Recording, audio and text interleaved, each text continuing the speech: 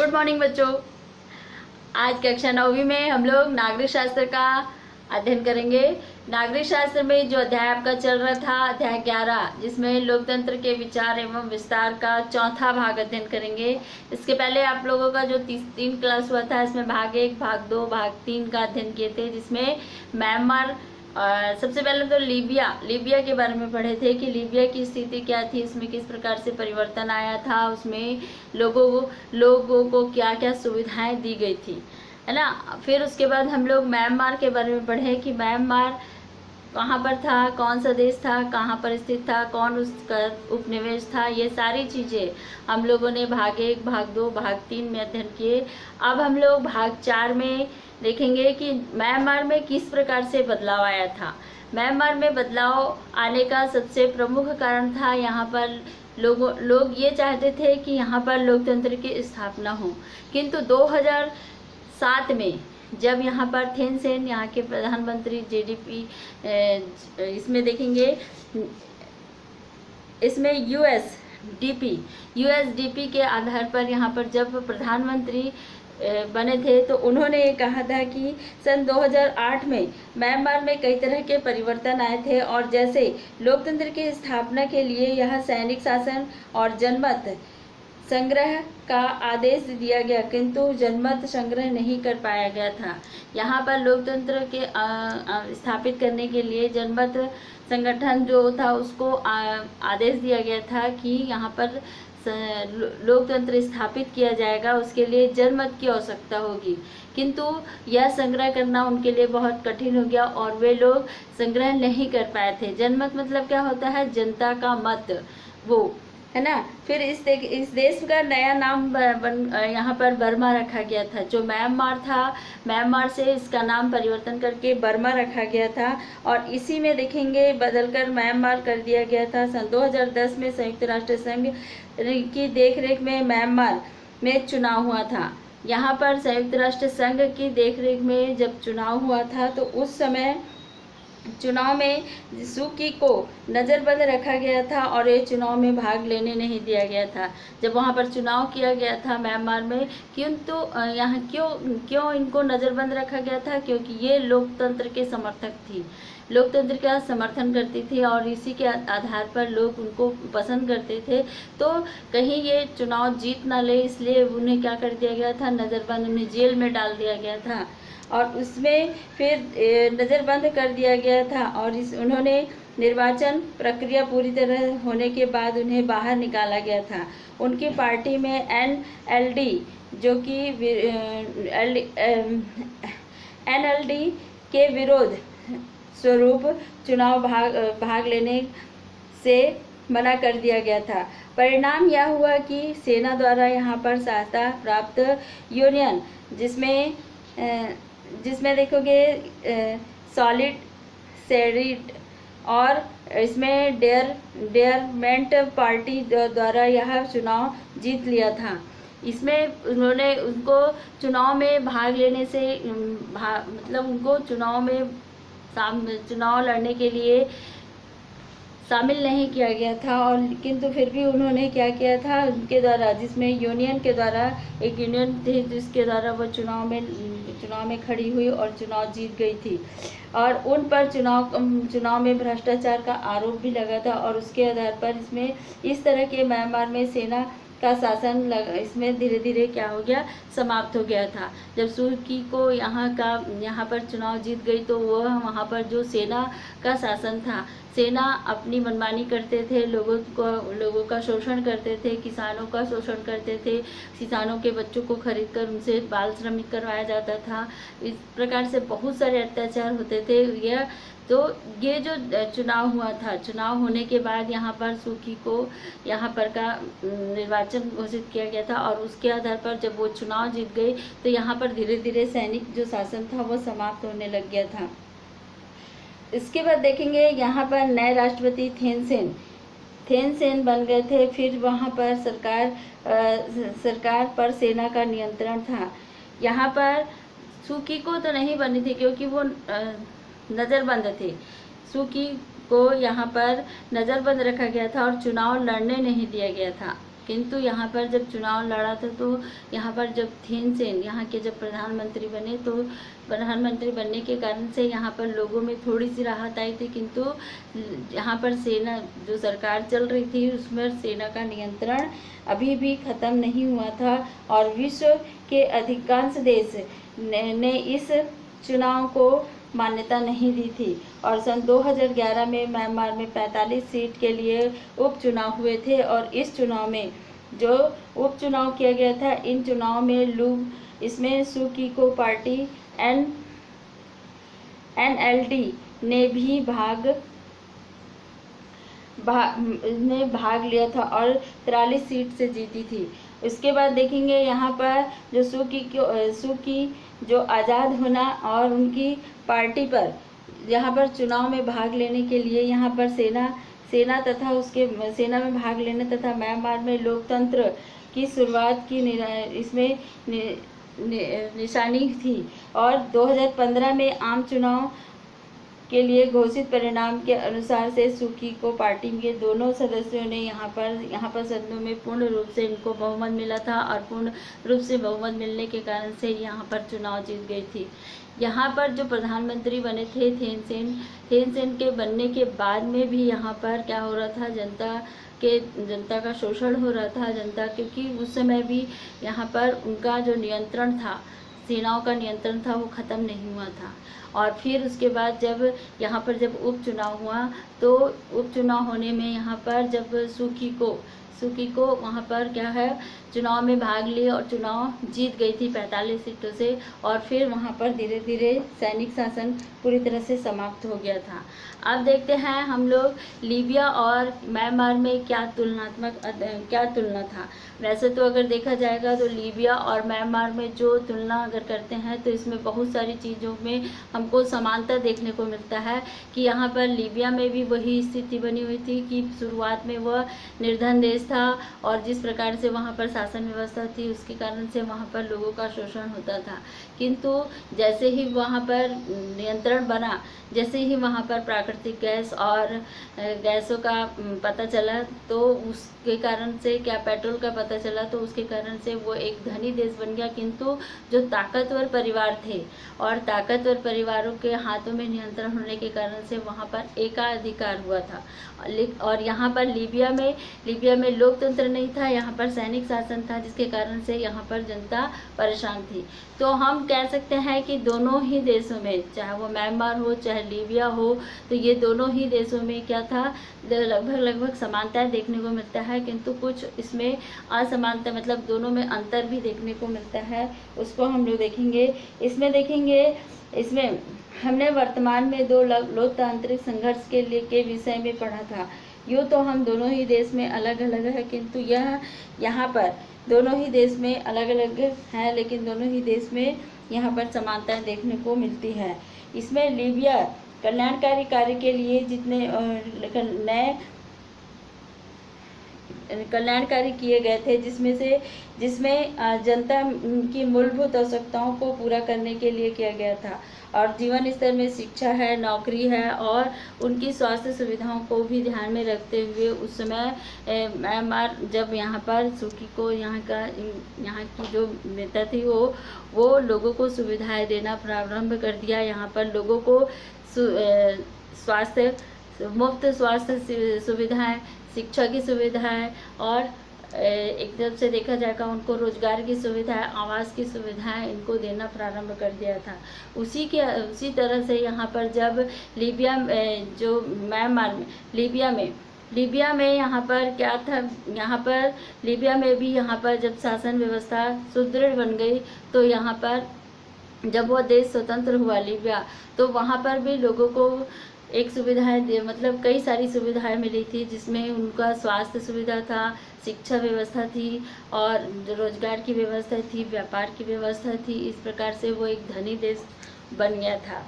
और इसी में देखेंगे यहाँ पर सेना ने देश की संसाधनों और निवासियों का शोषण किया था, जिससे वहाँ की जनता को निर्धनता से गुजरना पड़ा था। और दोनों देशों के शासकों ने, जिन्होंने सेना का पूरा सहयोग मिला था, उन्होंने देश के देश में स्वतंत्र चुनाव होते ही वहाँ पर चुनाव होने दिए और ना ही स्वतंत्र राजनीतिक दल बनने दिए थे। उन्होंने चुनाव में जीतने के लिए जीतने वालों को सरकार बनाने का भी यहाँ पर अवसर नहीं दिया था। इस तरह से तानाशाहों ने लोगों को अपने विचार को प्रकट करने के लिए भी रोक दिए थे। जब म्यांमार की स्थिति जब यहाँ पर थेन सेन यहाँ के जब प्रधानमंत्री शुरुआत में जब बने थे, तो म्यांमार में खास करके यहाँ पर लोगों को अपने विचार को व्यक्त करने की पूरी छूट नहीं थी। यहाँ पर छूट नहीं दी जाती थी। वे अपने मन से किसी भी जनमत को नहीं बना सकते थे, ना ही यहाँ पर उन लोगों को अपने तरीके से व्यवसाय करने की छूट थी। तो क्योंकि यहाँ पर थेन सेन जब यहाँ के प्रधानमंत्री बने थे, उसके बाद भी यहाँ पर सेना का नियंत्रण बना रहा और इसीलिए म्यांमार में लोगों को पूर्ण सुविधाएं या अपनी सुविधा के अनुसार से अपनी इच्छा के अनुसार से किसी भी कार्य को करने में यहाँ पर रोक लगी हुई थी। किंतु लीबिया में ऐसा नहीं था। लीबिया में स्वतंत्रता के बाद यहाँ पर सारे लोगों को अपनी अपनी इच्छा के अनुसार से कार्य करने, उनको हर एक चीज़ की सुविधाएं मिलने लगी थी, जिसके कारण से लीबिया एक निर्धन देश था पहले और उसके बाद वह क्या हो गया, धनी देश बन गया। किंतु म्यांमार ये एक धनी देश होने के साथ था, किंतु धीरे धीरे इसकी स्थिति, आर्थिक स्थिति बहुत अधिक कमज़ोर होने लग गई थी। अब इसमें देखेंगे यहाँ पर म्यांमार में लीबिया से अलग था। म्यांमार में शासन लोकतंत्र में से प्रारंभ हुआ और सेना के हाथों में चला गया था। यहाँ पर लीबिया में राजतंत्र से खत्म होकर यहाँ पर सैन्य शासन लागू हो गया था और दोनों देशों में एक स्वस्थ लोकतंत्र के लिए कोई भी परिस्थितियाँ नहीं थी। शुरुआत में जब यहाँ पर म्यांमार और लीबिया दोनों ही की स्थिति बहुत ही अधिक कमज़ोर थी, क्योंकि यहाँ पर शासन लोकतंत्र का प्रारंभ तो हुआ था, किंतु यहाँ पर कोई भी लोकतंत्र का प्रारंभ होने के साथ साथ यहाँ पर कोई भी जनता या कोई भी यहाँ के जो निवासी थे, उन लोग स्वतंत्र रूप से अपना कार्य नहीं कर पाते थे, क्योंकि पूरा नियंत्रण यहाँ पर सैनिकों का था। और लीबिया राजतंत्र होते हुए भी यहाँ पर म्यांमार में सैनिक शासन व्यवस्था थी और लीबिया में राजतंत्र के खत्म होने के बाद भी यहाँ पर सैन्य शासन लागू हो गया था। और दोनों ही देश उस समय जो एक स्वस्थ लोकतंत्र की स्थापना करना चाहते थे, वो नहीं हो पाया था उस समय। और यहाँ पर दोनों देश राजनीतिक तथा नैतिक रूप से भिन्न थे और जनता एवं शासक वर्ग की किसी भी मिले जुले राजनीतिक समझौते पर यहाँ पर आना आसान नहीं था। दोनों देश के लोग चाहते थे कि उनके देश में ऐसी सरकार की स्थापना किया जाए जिसमें जनता अपनी स्वेच्छा के अनुसार सरकार का चुनाव करे, किंतु वे लगातार बढ़ते भ्रष्टाचार और बुरी तरह से प्रभावित थे और भ्रष्टाचार की वजह से यहाँ आम लोगों को रोजमर्रा तथा सरकारी कार्य भी सामान्य ढंग से नहीं होते थे। और यहाँ पर देखेंगे भ्रष्टाचार होने के कारण से उनका जो सरकारी काम था वो भी क्या होता था, धीरे धीरे ठप होते गया और वो इसमें भी निराशा आने लग गई थी इन लोगों की। इस वजह से इसमें निराशा तथा गुस्सा था तथा विद्रोह की भावनाएं लगातार बढ़ने लगी थी। और इसी के कारण से, क्योंकि जनता को स्वतंत्र रूप से किसी भी कार्य को नहीं करने दिया जाता था और इसीलिए जनता में असंतोष की भावना फैलने लग गई और असंतोष की भावना फैलने के कारण से यहाँ पर उन लोगों में सरकार के खिलाफ क्या करने लग गए, उन लोग बहुत विद्रोह करने लग गए थे और इसमें जिसकी वजह से लोगों में निराशा और गुस्सा के कारण विद्रोह की भावना लगातार बढ़ने लगी। लोगों को यह विश्वास होने लगा था कि उनकी मुश्किलों के हल लोकतंत्र में ही की सरकार की स्थापना करने के बाद ही होगी। और लोगों को यह लगने लगा था लीबिया में भी और म्यांमार में भी कि यहाँ पर जब तक का लोकतंत्र की स्थापना नहीं होगी तब तक का कोई भी मतलब यहाँ पर का शासन व्यवस्था ठीक ढंग से किसी भी प्रकार से नहीं चल सकता और लोगों का धीरे धीरे यहाँ पर शोषण ही होता रहेगा। तो उन लोगों की एक मांग थी कि यहाँ पर लोग लोकतंत्र की स्थापना करें दोनों देशों में, और उसी के आधार पर देखेंगे हमने यहाँ लीबिया तथा म्यांमार में की घटनाएं द्वारा पिछले कुछ दशकों में लोकतंत्र के विस्तार के लिए दोनों यहाँ पर होने वाले संघर्षों को समझाने का प्रयास किया है। और 20वीं शताब्दी में लोकतांत्रिक सरकार की मांग अनेक देशों में कई रूप से की गई थी। यहाँ पर बहुत उस समय जब लीबिया और म्यांमार में सैनिक शासन व्यवस्था था, राजतंत्र था, तो उस समय लोगों में एक ये भावना थी कि अगर ठीक ढंग से शासन व्यवस्था चलाना है तो यहाँ पर लोकतंत्र की स्थापना का होना बहुत अधिक आवश्यक होगा, और लोग लगातार लोकतंत्र की मांग करते रहे।